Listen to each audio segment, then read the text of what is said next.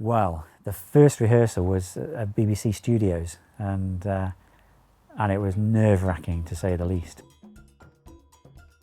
I was absolutely petrified because I had no idea what to expect. I knew no one. I just remember thinking, oh my God, it was so different to anything I'd ever done. And I sat in the car and I was just sitting waiting, looking for instrument cases. And it was just really nice. Everyone was great and was like, come on, come and play. I was like really shy and didn't want to even get up and have a go. There's a couple more, come on, you got to go. And I was like, walked in, I was like, are you guys Wonderbrass? And I said, yeah, we're up the stairs, come and join us. And it was just really friendly. Then as soon as I did, I was hooked. It was like straight back the next week. And that was nearly 20 years ago. Instantly settled in, had a giggle, and I was like, this is good fun. I went home absolutely buzzing. When I started Wonderbrass practice at the Hollybush in Hopkins Town in Pontypridd, kind of in the back room of a pub, and it was a funny long room with lots of columns in the middle, so everyone was kind of split up. And I remember going to get a drink and then just kind of going in and sitting at the side, and didn't bring my saxophone in from the car or anything. I was like, okay, I'm just going to watch and see if I could do it. At first it was actually really intimidating. My first ever practice with them, I didn't even bring my keyboard because there were so many people, so I just decided I'd suss it out. But I've got into the groove. It's become a lot easier. It's made me grow in ways I couldn't have even imagined as a musician.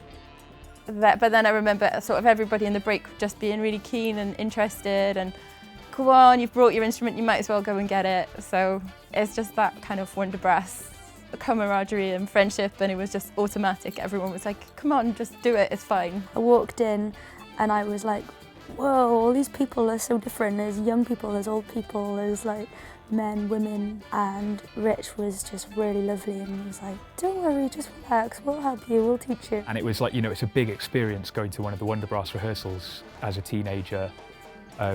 So many different instruments, making a great sound.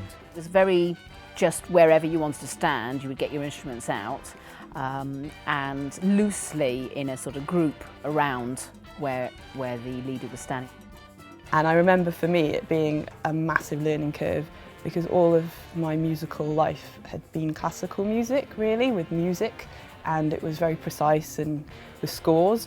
And I think we rocked up, and for quite a lot of it there wasn't any musical score, so we had, you know, it was a lot more of a jazz end of the spectrum. You suddenly realised that the structure of the pieces wasn't always as it was written down, or occasionally you would just see a line of letters and this was the tune that you were supposed to be playing. So it took a bit of time to get used to all of that and sort of get up to speed and know when you were supposed to be playing and when you weren't supposed to be playing. A lovely old guy called Howard, who was leading the saxes at the time, he happened to say to me, oh, I've got this written down somewhere. I thought, oh, thank goodness for this.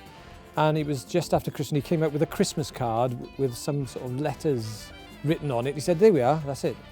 All right, okay. But it was almost quite liberating to get away from those dots. Yeah, everyone was just really, really friendly. And there was another girl, Neris, who I think only joined like a week or two before me, so she was pretty new. Glyn and Anthony and Steve the Vicar were all there, and they'd all been in the band for a little while and quite accomplished, and sort of they were really lovely. Sort of a lot of the Wonderbrass music is a bit all over the place, and it's like you've got one thing written down, but then if you've been there long enough, you've got this tacit knowledge to know, oh, that doesn't actually do that, and you do this, and da da da. So they were really, really lovely, sort of filling me in. Everyone was so warm and welcoming. It was just a lovely atmosphere, and I feel like I slotted in straight away. It was great. Kind of knew the people. I knew them from being one of the Wonder Widows, where you just turn up with your partner and you stand and watch. I would take photographs and videos. Everyone was really welcoming, and everyone was just like, oh, come and try, and that makes you want to stick around, even if you can't do it straight away. You're new, and it's very much like a carousel. You go round and round and you try and stay on that horse as long as you can.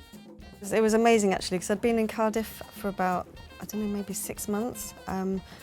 And I didn't really know many people. I'd got my housemates, but I'd met people at work, but they weren't people that I'd clicked with at all. They were really friendly, but just not people that I ever wanted to really go out with or hang out with, really. And then I remember I walked into the first rehearsal, and it was after Christmas, it was January, and where they used to rehearse was it was an old kind of working men's club. Rob called everyone together, so everyone started playing, and it was pouring with rain outside. It was a really horrible January night, and I just remember standing there thinking, I've come home. I just sort of felt like this is it now. This is back to where I belong. It's kind of my life. What was difficult was that there were pieces that everybody knew, and it's a bit like a train passing through the station, and you're trying to get on the train, but the train's not stopping. And it seems to rush through, and everything passes by very quickly. But I was kind of the mindset to just throw myself into whatever came my way in life. I also found, I think there was a couple of new pieces that same rehearsal, and when everyone else was with something new, you realise that actually that it's just getting to know the pieces. I suppose a bit nervous. It was something new, something different. I played in brass bands before. This sort of was a bit freer, I suppose. I just remember standing there going, I have no idea what's going on. I'd never played with a band before. I'd only ever had kind of solo lessons with my friend. We had a range from probably 15 up to 70 odd, and everybody has something to offer, and you learn from the more experienced players. And so I think from a social point of view, it was fantastic. There were various different players. There were some very, very good players, and there were beginners like myself. There are really good players that stick around and are happy to share their knowledge and their patience and their understanding and all that. Standards just got higher and higher, better and better, and yeah, so we've all collectively improved. That's what makes it work, is people are very, very generous with knowledge and time. Just nervous, but positive. It was really what I wanted to do. And there was this sea of instruments and people in the background playing quite loudly, but it was just a great vibe and really cool people. But the great thing was everyone was just so chilled. Didn't really expect a great deal of me. Kind of went every Tuesday. Loved the music. It was very structured but free at the same time, and just the friendliness and just playing again properly. It was just so encouraging. It's brilliant.